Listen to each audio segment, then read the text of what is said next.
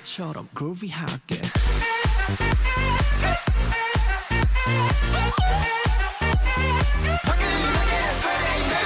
나처럼 groovy하게.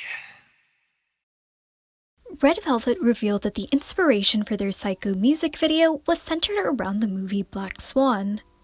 The film follows Nina, a ballet dancer who becomes obsessed with her performance as the lead of Swan Lake, to the point where it leads to her downfall.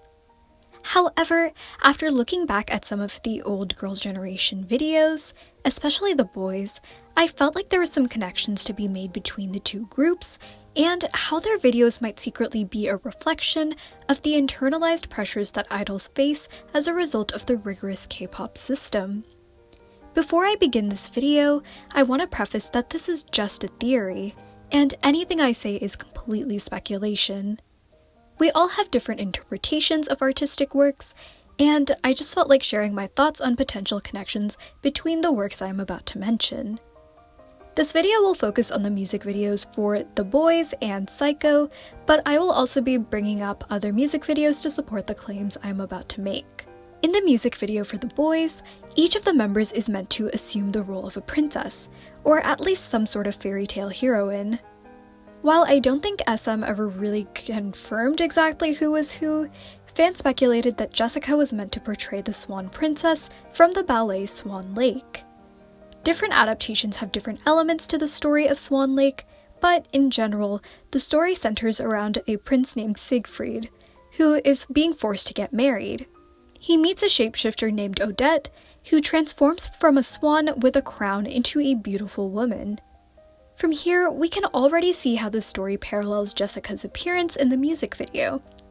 Jessica is shown freeing a white bird at the beginning of the music video, perhaps signifying a swan. She is also shown wearing a crown in several parts of the video, perhaps reflecting the crown Odette wears in the ballet. Odette explains that she has been cursed into this shape-shifting form by the sorcerer Von Rothbart, and the only way to break the spell is if someone confesses their true love to her. Siegfried is about to do that but is interrupted. The next day, Siegfried is introduced to several princesses in the hopes that he will choose one of them to be his bride. Von Rothbart disguises his daughter Odile to look like Odette's human form, as he is aware of the prince's affection towards her, and as a result, Siegfried confesses his love to the wrong woman. Siegfried cannot back away from his promise, so instead he and Odette decide to drown so that they can be free to love each other in heaven. Like the Swan Lake story, Jessica, along with the other members, is trapped until Yuna finds the Black Rock. Jessica attempts to make an escape, as symbolized by the flight of the white bird, but in the final shot, all of them are still demonstrated to be stuck within the rock. Both stories are fated to have a tragic ending, with Jessica bearing the greatest damage. Something interesting to note is that the same dancer usually plays the roles of Odette and Odile, demonstrating a sense of duality between good and evil that's difficult to master. Similarly, Girls' Generation have demonstrated this sense of duality between concepts on numerous occasions.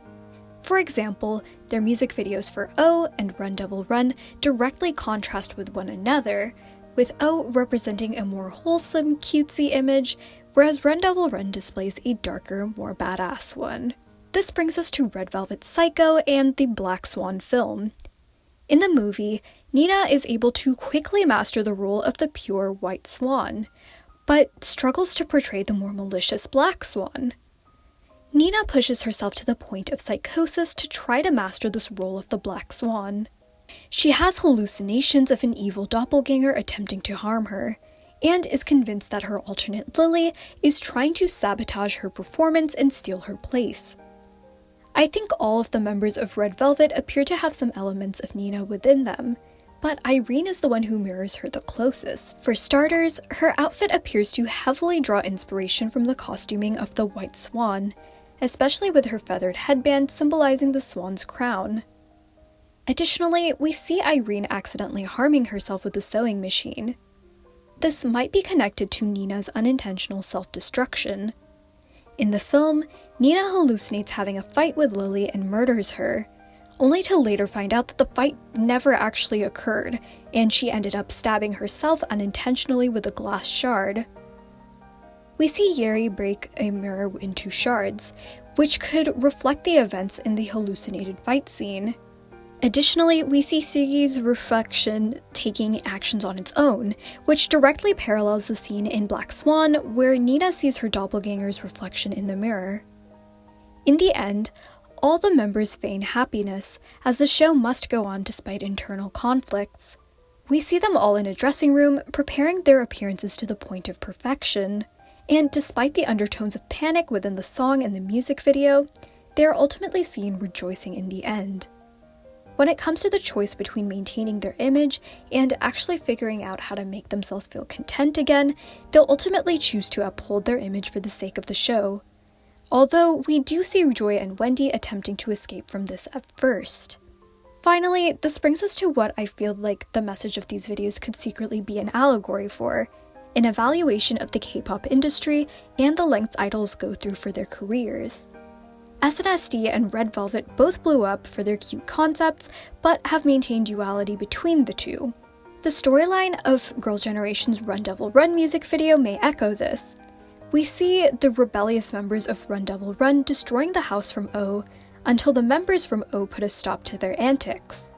This might symbolize that at the beginning of their careers, Girls' Generation was, at least in the eyes of others, seen as a predominantly cute group. I wouldn't necessarily say that they struggled to have a badass image when the concept called for it, but like Nina, they definitely seem to fit the more pure, innocent image best initially.